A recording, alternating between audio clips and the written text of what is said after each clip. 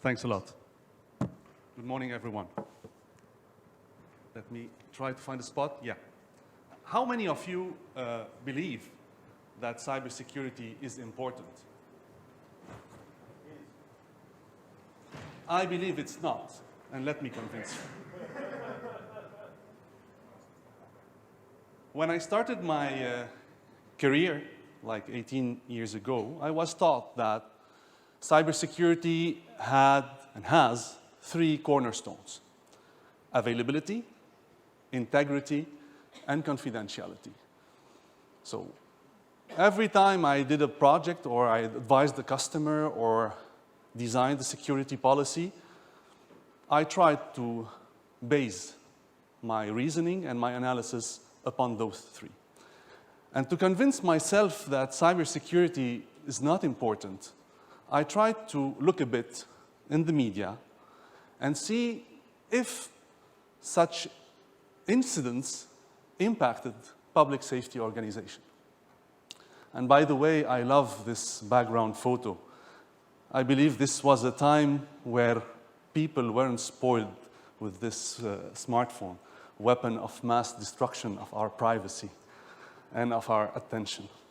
So I Googled a bit, trying to find three incidents publicly reported in the news. I was not part of the investigation.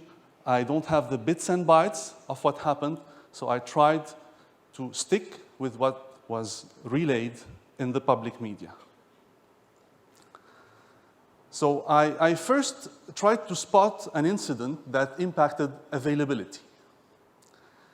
And I found one that happened in March 2018 in Baltimore, USA, where the 911 dispatch system was hacked in Baltimore. So I tried to figure out what happened. So I'll let you read a bit what happened.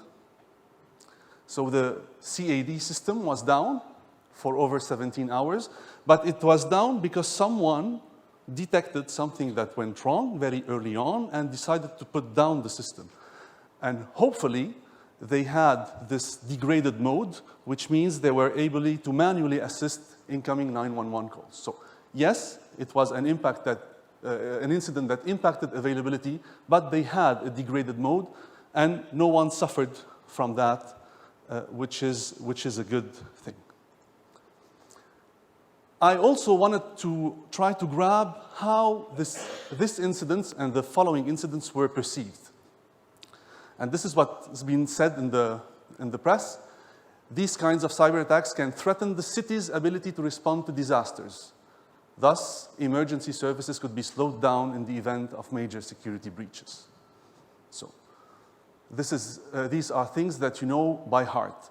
And availability is the easiest cornerstone of security that could be detected, right? It gets trickier when we talk about integrity. So again, I tried to Google and find an incident that impacted integrity, and I found one in Australia in January 2019, where a hacker has been able to send messages via text, SMS, and landline to tens of thousands of people across Australia after an emergency warning alert service used by Council was hacked. So he hacked into the system, okay, and he sent out such emails. You have the same by SMS. Also, it's public and it has been extensively relayed in the media. So he spoofed the alerts at ewn.com.au email system, and he started sending tens of thousands of SMS and emails asking people to unsubscribe from the alerting system. So for me, this is an impact, a huge impact on integrity, on the integrity of the alerting process. So again here, what happened? So the breach is believed to have come from within Australia and involved compromised login details. We can easily think about phishing or spear phishing attacks, where someone with malicious intent sent a bunch of malicious emails, someone clicked on the email, and they were able to steal credentials and spoof the identity of EWN. So this is what Kerry Plowright the EWN managing director said. And like for the availability impacting incident, I tried to find how it was perceived. And this is what Mr. Plowright said. So he said two things that quite interesting, that his heart dropped, which emotionally is quite intense. And another interesting thing, very interesting thing, that it was the worst possible thing he could have imagined. And imagination when it comes to cybersecurity is important. Another perception was from the acting mayor, and this is extremely interesting also because confidence is always at the heart of cybersecurity.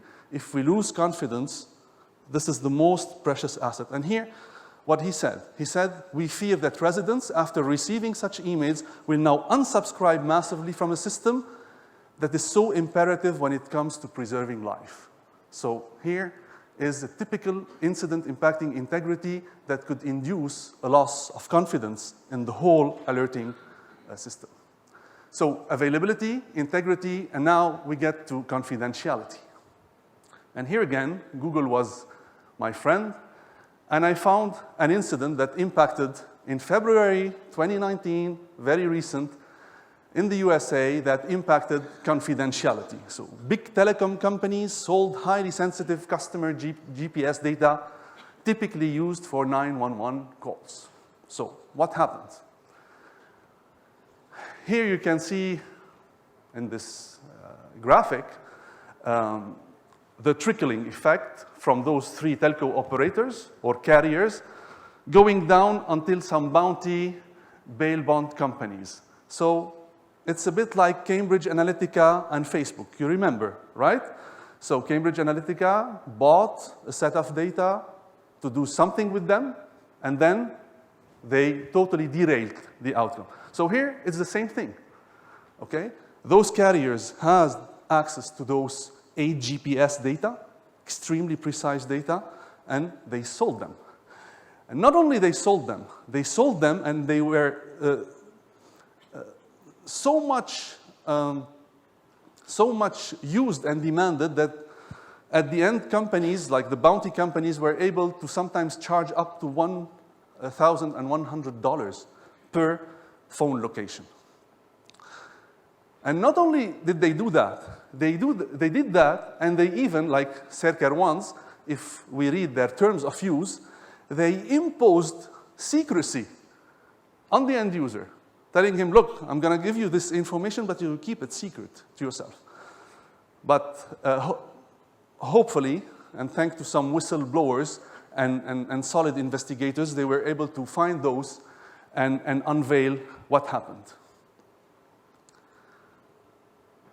So the data I was speaking about, it's the 8 GPS data, which is capable of locating an individual within few meters. So in terms of profiling people, of following people, it's extremely powerful. You can transpose this into GDPR in Europe, and you can easily see the huge breach of trust in such situations. So again, how it was perceived. Thanks to this whistleblowing, the carriers were warned several times, and after several warnings, they were fined and they were punished by the FCC, which is a good thing. So this being said, how could those organizations, how could they have been protected from such incidents? And my other friend, I have one friend which is Google, another friend is Hercules. So I asked Hercules to give me and to give us 12 labors that we can use in order to protect ourselves. First labor, let us all ask ourselves, in order to be convinced if cybersecurity is important or not, let us ask ourselves, could such incidents happen within my organization? First thing. So these are real world scenarios. These are not science fiction.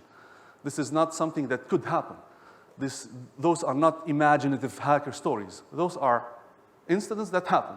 Let's try to transpose them into in each one of your public safety organizations.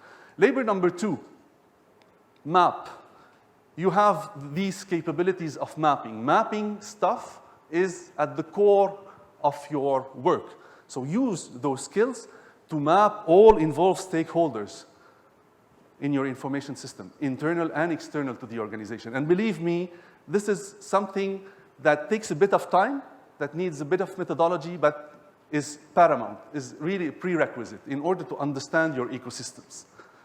Labor number 3, map your processes, your data flows, your IT resources. Try to find geographically where are the data, where are they stored? Are they still in Europe? Do they go to the States? Are they replicated in 4 corners of the world? You should do that. Once you have done that, you have mapped your system, muscle up your imagination, okay?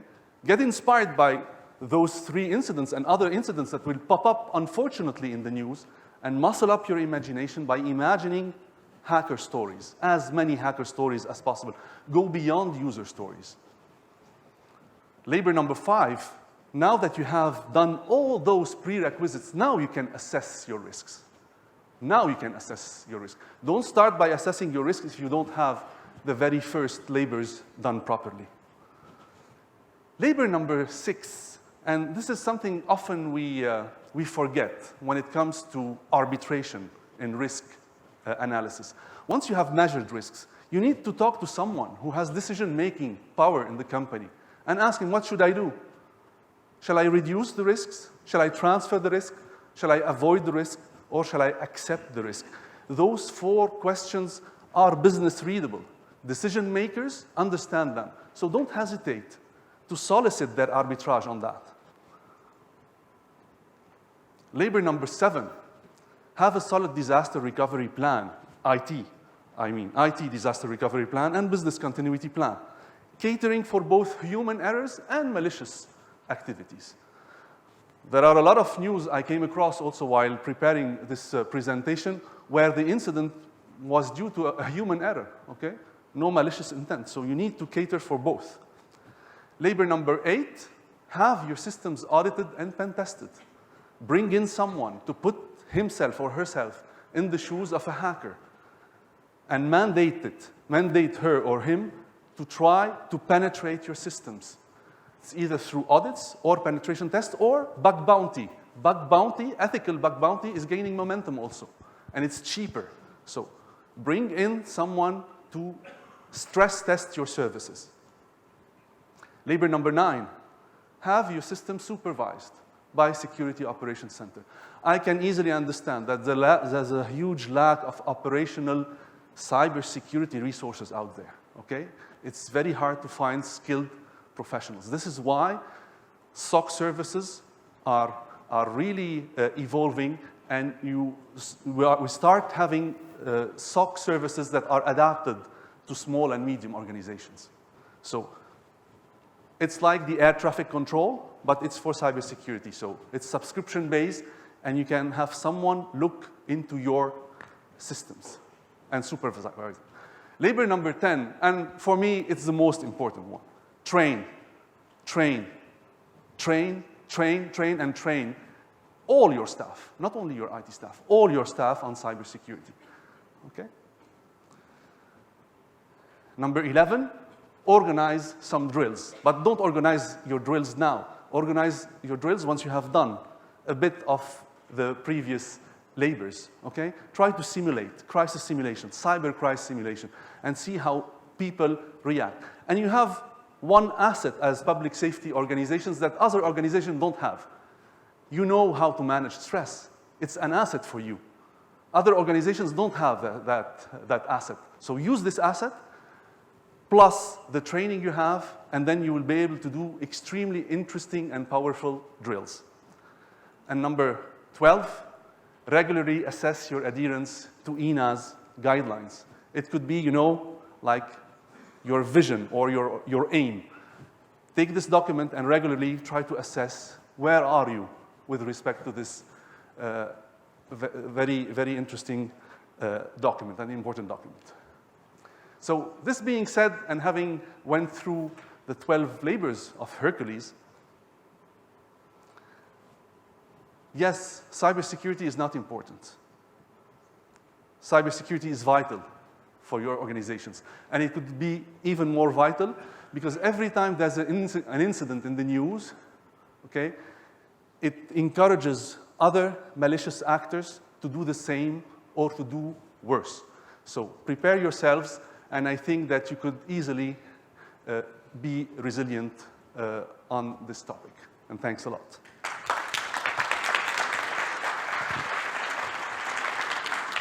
Thank you. Thank you very much, Hadi. I guess what struck me in this presentation was it's important for emergency services organizations to understand the motivation for a cyber attack. We tend to think about cyber attacks and them being, you know, some financial incentive behind it for the hacker or the in this case, you know, the example that you gave in Australia, it could be it's malicious or activism, depending on your point of view. And so I think when you start to understand the motivations, you would have to take cybersecurity much more seriously. I totally agree with you. And when I give lectures on digital risk management, you know, when you assess risks, you have two dimensions, probability and impact.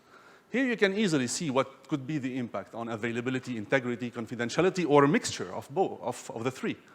But when it comes to assessing the probability, I tend to say that probability is a function, is a mathematical function somehow. And it is dependent upon several artifacts. The first thing, does this threat exist? Can we put a face on the threat? Is it a criminal organization? Is it an activist? Is it a disgruntled employee? First thing. Second thing, is there something that could be gained from this attack? Whether it is fame, or revenge, or terrorism, or crime. Okay? Second thing. Third question to be asked in order to be able to assess a bit this probability. Does this persona, malicious persona, does she or he have the skill set and resources to conduct his attack? So when you ask yourselves those questions, you'll be able to assess the probability. And yes, it is context-based. It is context-based. For public safety organization, risk analysis, you will have impacts that are different from other organizations, and you will have threatening actors that are proper to your type of activities. Thanks, Hadi. Any questions from the floor for Hadi? We have one, Salome. Good morning. Thank you for a very interesting presentation. With the new generation 112 around the corner, and many countries already have implemented and have enabled citizens to send pictures, videos, all in multimedia, do you think that could pose additional threat in terms of cybersecurity because somebody could send some, I don't know, malware or viruses via those multimedia? What I tend to say is that all this is part of the digital transformation of public safety organizations. And when you transform digitally, it's easier, from my perspective, to think early on about hacker stories. So what you should ask yourself, whenever you add this functionality, I want to send multimedia in real time, etc. First thing to be asked as a hacker story, as a malicious X, I want to change the timestamp of this picture in order, okay, to mislead rescue teams. And then you'll ask yourself, how probable is it? What could be the impact? And once you have said that, and once you have positioned this hacker story as a high probability, high impact risk, then it is above your threshold of acceptance, okay? You should ask your IT team, your security advisors, etc., what could be put in place in order to make this detectable or to make it extremely onerous for the attacker. It could be through cryptographic signatures, it could be through some blockchain technologies, etc., etc. But you need to be methodic about that. So, at the contrary, the earliest you are in your digital transformation, the easiest it is, from my perspective, to do security and privacy by design and do it properly. Thank you. We probably have time for one more question because this is quite interesting, so we can shorten the coffee break by a couple of minutes. So, any other questions? Hi, I can't. I can barely see any of you. I should have if there's one thing I brought learned at this, my sunglasses. if there's one thing I learned at this conference is I need glasses. But yeah, I mean, if there's no other questions, just I'll sum up then. One of the things that we talked about on Wednesday and today is the importance of treating cybersecurity as it's an ongoing activity. It's not a one-off project. It's as much about people and processes as it is about IT. So don't think about it as somebody else's problem in your organization. Everybody has to take individual accountability for it and be vigilant about the threat of cyber attacks. So I'll give you the last word on this, Hadi, before we close up. Exactly. Thanks a lot. Yeah, I tend to say that the word cybersecurity, by definition, and this is a word that we misused as security professionals early on. I prefer digital risk management. It's much more business readable. This is the first thing. Second thing, yes, it's a continuous improvement life cycle. This is why when you hear about standards like ISO 27001 or 00X, they tend to encourage you to put in place a management system, okay, with a Deming wheel philosophy: plan, do, check, act, iterate, iterate, iterate. It's a learning curve. It's a maturity level that will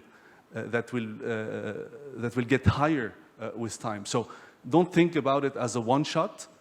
Use terms that are business readable, okay? And start small, but have an objective. And I think that the EENA guidelines give you a very clear objective. And from time to time, assess where do you stand with respect to those. And I deeply believe that your security posture, that the security culture in your organization will enhance significantly.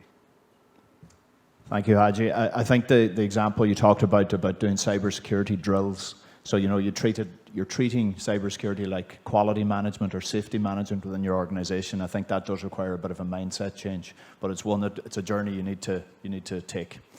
Hadi, thank you very, very much.